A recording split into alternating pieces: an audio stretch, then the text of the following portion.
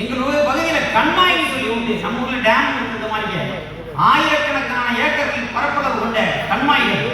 அந்த ஆயிரக்கணக்கான ஏக்கர் கொண்ட கண்மாயில ஆயிரக்கணக்கான மரங்கள் இருக்கும். ஆயிரக்கணக்கான மரங்களிலும் லட்சக்கணக்கான பறவைகள் கூடு கட்டி இருக்கும். சிறவி என்று ஒரு பறவை, வாத்து சொல்லுவாங்க, தண்ணி வாத்துன்னு சொல்லுவாங்க. லட்சக்கணக்கான பறவைகள் இருக்கும். அந்த லட்சக்கணக்கான பறவைகள் விடுகிற எச்சம் எங்கள் ஊர் கண்மாயை அவ்வளவு செழிச்சிருக்கும்.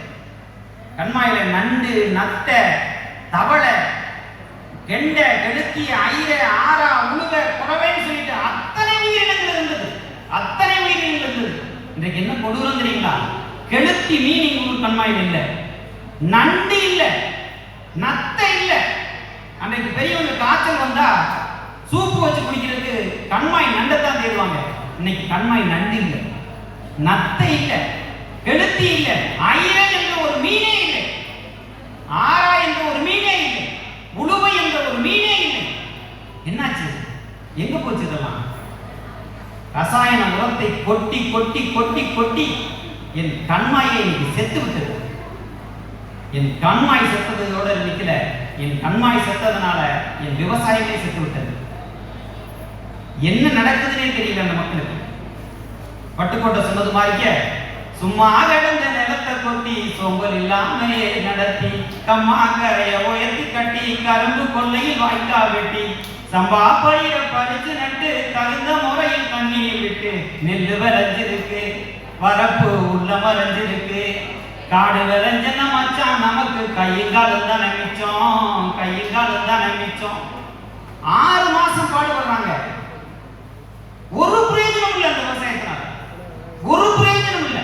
என்ன நடக்குதுன்னே தெரியாம அந்த மக்கள் வாழ்ந்து இருக்கக்கூடிய சூழல்ல இன்றைக்கு வாழ்ந்துட்டு இருக்கிறாங்க.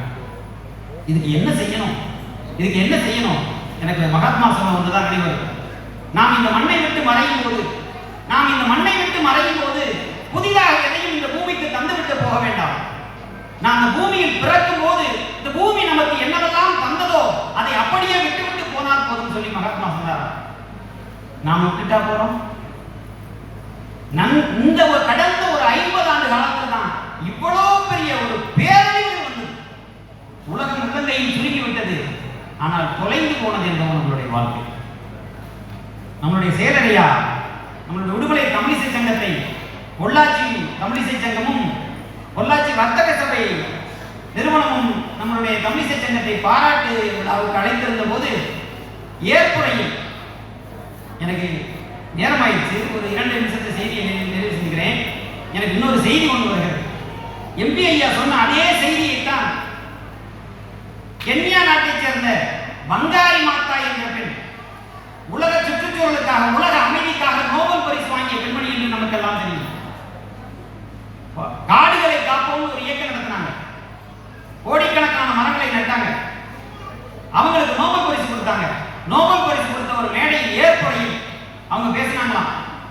எல்லாரும் நீ மட்டும் செஞ்சு காட்டை காப்பாத்திருக்கியா, இந்த சமூகத்தை காப்பாத்திருக்கியா, உன்னால முடியுமா அப்படின்னு சொல்லி கேள்வி கிண்டல் பேசிட்டு இருக்கும்போது ஏற்புரையில் உலகத்துக்கு அமைதிக்கான நோபல் பரிசை வாங்கிட்டு இது மாதிரி ஒரு மேடையில் ஏற்புரை பேசும்போது ஒரு சின்ன கதை சொன்னாங்களாம். என்ன கதை? ஒரு காடு தீப்பற்றி எரிகிறது. அந்த காட்டில் ஆண்டாண்டு காலமாக வாழ்ந்த பறவைகளும் விலங்குகளும் அலறிக்கிட்டு ஓடி போய் ஒரு நீர்நிலை ஓரத்தில் உட்கார்ந்து அழுதுட்டு இருந்துச்சான். எல்லா விலங்குகளும் பறவைகளும் அழுதுட்டு இருக்கும்போது ஒரு தேன் சிட்டு, ஹம்மிங் பேர்டு என்று சொல்லக்கூடிய மிகச்சிறிய பறவை, அந்த பறவை மட்டும் என்ன பண்ணுச்சான், பக்கத்தில் இருந்த நீர்நிலையில தண்ணி எடுத்துட்டு வந்து வேக வேகமாக இதை பற்றி எறிந்த காட்டின் மேல ஊதி இருந்துச்சான். எல்லா பறவையும் விலங்கு சிரிச்சுச்சான். நாங்க யானை நிற்கிறோம், புலி நிற்கிறோம், எல்லாம் நம்ம விலங்குகள் பறவைகள்லாம் நிற்கிறோம். நீ இத்தனைக்காண்டு பறவை, உன் மூக்கு இத்தனைக்காண்டு, அந்த மூக்குல தண்ணி எடுத்துட்டு வந்து பற்றி எறிகிற ஒரு காட்டை உன்னால் அணைத்து விட முடியுமா?